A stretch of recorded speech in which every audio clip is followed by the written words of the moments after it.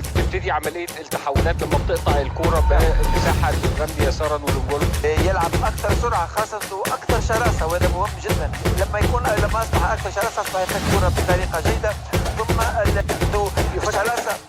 لا ما اعتقدش انه في بدايه الشوط الثاني انه غير، لانه انهى الشوط الاول بطريقه جيده جدا. الاتحاد مع قله الاوراق.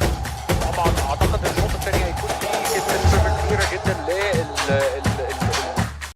السابعة والستين. الهلال حلق بعيدا بالدوري ب9 نقاط، وبذلك يتعادل مع اياكس ب25 انتصارا متتاليا، وتبقى له 3 مباريات ليكون الاكثر انتصارا في العالم. المبروك للهلال، حظ اوفر للاتحاد ليلى زرقاء، انتصار تمكن الهلال في مجريات الشوط الثاني وسط هذه الارقام التي ستظهر بعد قليل لاداء الفريقين، وهذه الفرحه التي عاشها الهلاليون بعد نهايه هذه الامسيه.